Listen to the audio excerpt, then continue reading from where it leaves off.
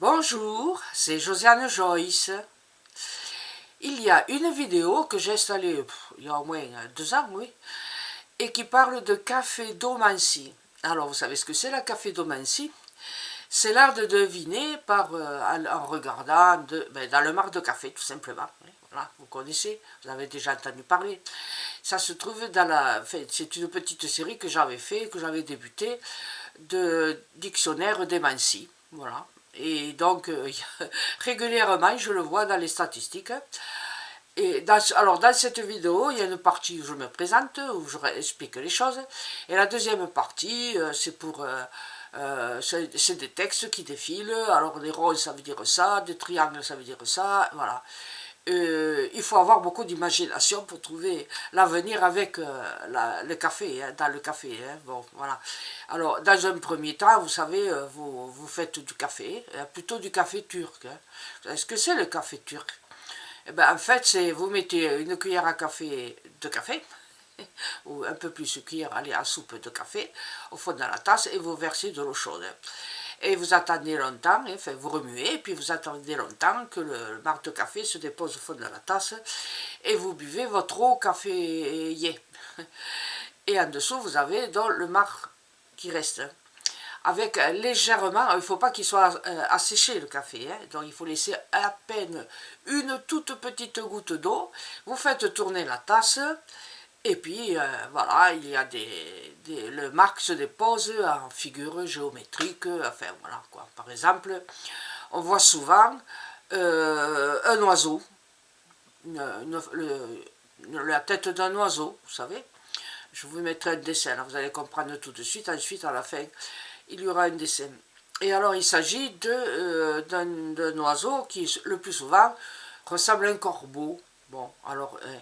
le corbeau, ça a beaucoup de mythes. C'est quelque chose qui relève de très longtemps, quoi. Du temps où on ne connaissait pas la psychologie des rêves, mais plutôt la clé des songes, qui est complètement bidon pour décrire les rêves. Hein. Voilà. Ne vous fiez pas à la clé des songes, c'est l'interprétation psychologique des rêves. C'est ça qu'il vous faut pour vous aider à savoir ce qui se passe au fond de vous. Mais le corbeau, bien sûr, même dans l'interprétation psychologique des rêves, a un symbole. Par exemple, c'est un oiseau. Eh oui. Alors, bien sûr, comme c'est du marc de café, il est tout noir. Donc, c'est pour ça qu'on l'assimile plutôt à un corbeau. Donc, le corbeau, alors l'oiseau, hein, en règle générale, un oiseau, c'est ce qu'on appelle un psychopompe. Vous savez pourquoi? Le psychopompe, c'est l'intermédiaire, c'est celui qui s'envole avec l'âme du mort et qui va dans les limbes porter l'âme là où elle doit aller, vous le savez.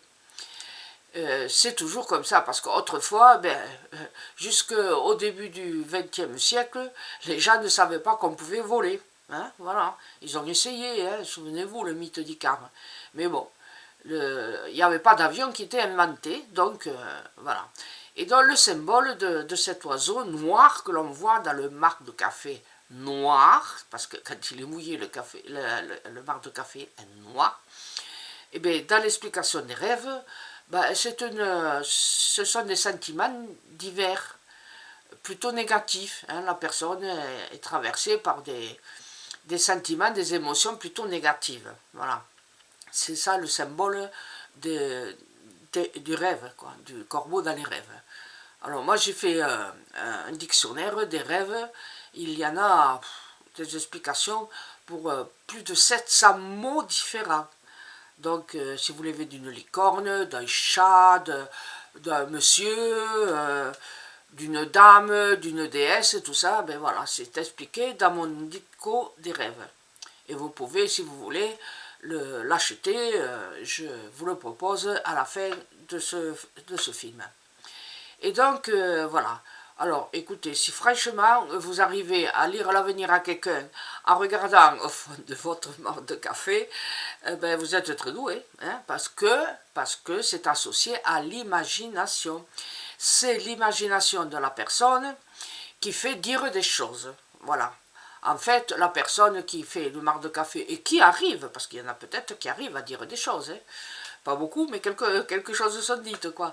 Et bien, alors cette personne-là, elle est un peu comme moi, elle est sensitive, sans le savoir, elle ressent des informations qui viennent de l'autre en face, d'accord? C'est pour ça qu'elle peut arriver à dire certaines choses qui vont se réaliser. Il ne faut pas tout mélanger. La cafédomancie, ça peut rarement vous donner des informations, sauf si vous avez une très grande imagination. Et ça pourrait être un slogan, n'est-ce pas? Voilà, donc ben voilà, juste je raccroche à la fin de ce film, je vais raccrocher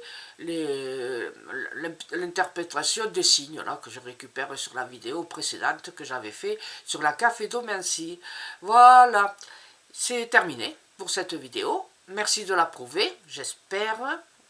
Bien évidemment, quand il y a un pouce en bas, ça veut dire qu'une voyante qui tire les cartes, qui fait la cafédomancie, elle n'est pas contente de ce que je dis. Et oui, la voyance, c'est pas ça. C'est pas du tout les cartes, c'est pas du tout le pendule, c'est pas du tout... Ça n'a rien à voir. Et depuis le temps, vous le savez, je vous l'ai assez expliqué. À bientôt, merci, au revoir.